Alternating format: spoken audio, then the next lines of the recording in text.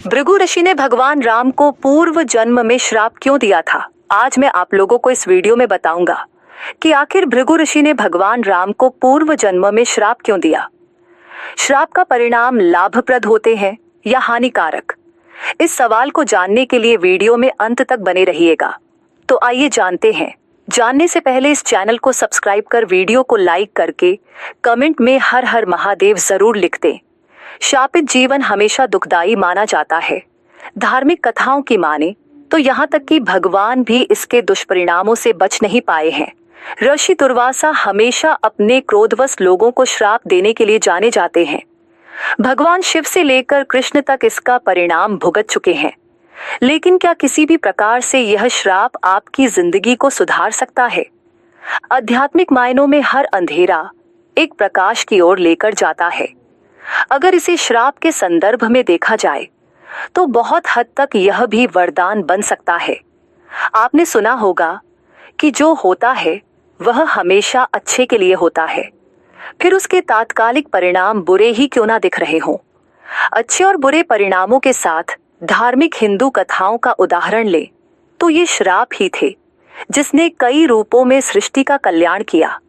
अगर ये श्राप ना होते तो शायद संसार भी आज इन उन्नत रूपों में नहीं होता। इनमें एक है ऋषि भृगु का भगवान विष्णु को शाप देना, जिसने हिंदू सभ्यता को जीने की राह दी। यह कथा मत्स्य की है। इसके अनुसार भगवान विष्णु ने धरती पर अवतार तो लिया, लेकिन इनका अवतार लेना उनको मिले श्राप का परिणाम था। असुर गुरु शुक्राचार्य के पिता महर्षि भृगु ने भगवान विष्णु को कई बार धरती पर जन्म लेने का श्राप दिया था और इसीलिए उन्होंने राम, कृष्ण, नरसिंहा और परशुराम आदि रूपों में मनुष्य रूप में जन्म लिया। इसके अनुसार शुक्राचार्य बृहस्पति से अधिक ज्ञानी थे। बावजूद इसके देवराज इंद्र ने उनकी बजाय बृहस्पति को अपना गुरु माना। इसे अपना अपमान मानकर शुक्राचार्य ने असुरों का गुरु बनना स्वीकार कर लिया और असुरों के माध्यम से इंद्र से बदला लेने की ठानी। लेकिन देवों को अमृता का वरदान था और असुरों को नहीं। इसलिए शुक्राचार्य को यह अच्छी तरह पता था कि असुर कभी भी देवों से जीत नहीं पाएंगे। इस मुश्किल का हल पाने के लिए शुक्राचार्य ने भगवान शिव को प्रसन्न कर मृत संजीवनी का वरदान पाने की युक्ति सोची।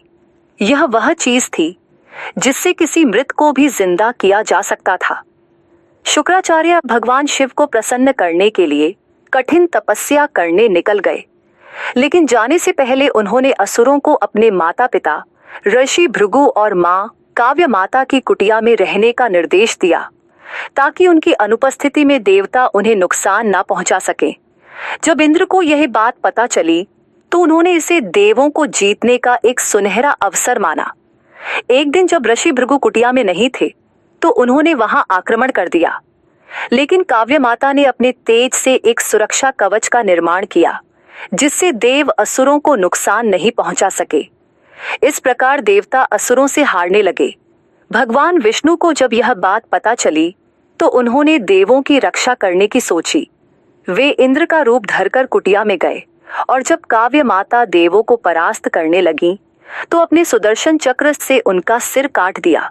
ऋषि भृगु को जब यह बात पता चली तो उन्होंने भगवान विष्णु को श्राप दिया कि उन्हें भी बार बार धरती पर जन्म लेकर जन्म मरण के कष्टों को महसूस करना होगा।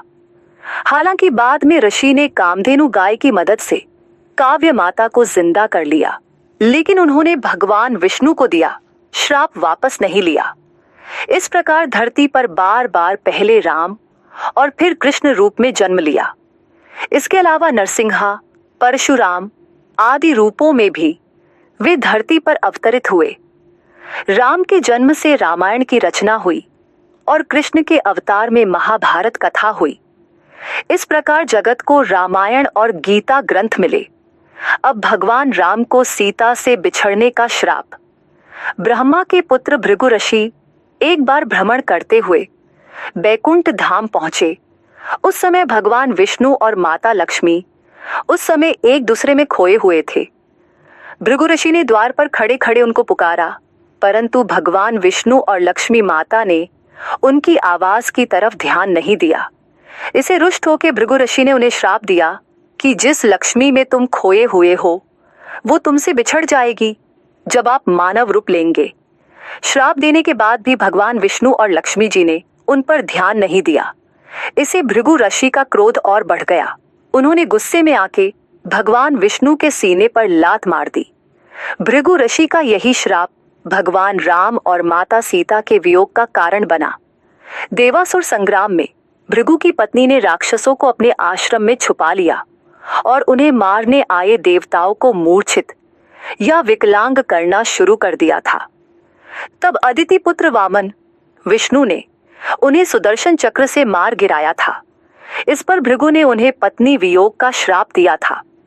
गुस्सा ठंडा होने पर ऋषि को अपनी भूल समझ में आई तो उन्होंने तपस्या कर उन्हीं भगवान से उनके श्राप को स्वीकार कर उनके अस्तित्व को बचाने को कहा।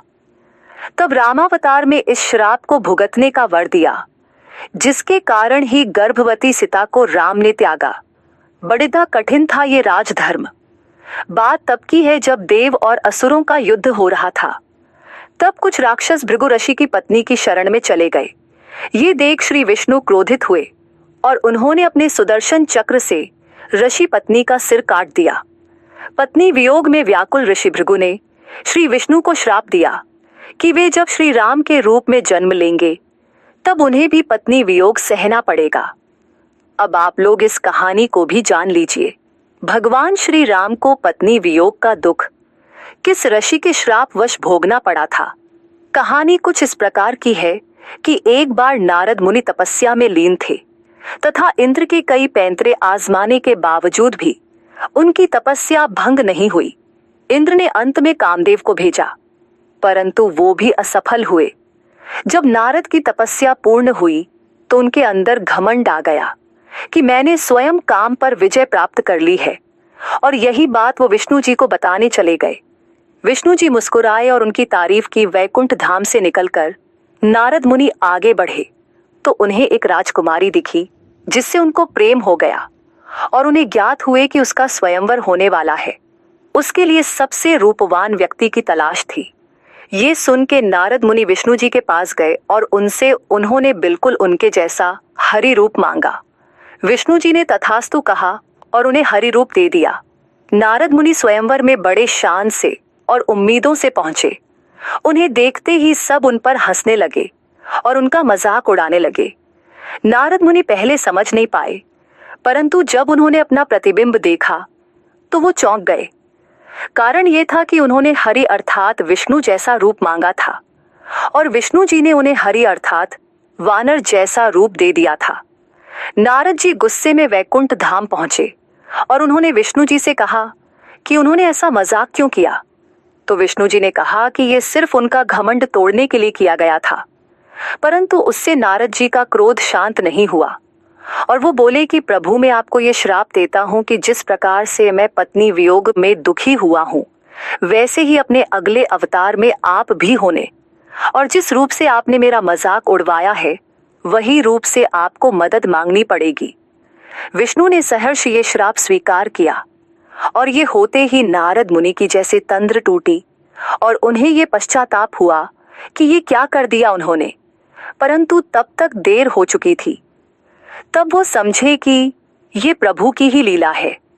तो इस प्रकार नारद मुनि के श्राप के कारण ही त्रेता युग के अवतार श्री राम को पत्नी वियोग और वानरों की मदद लेनी पड़ी।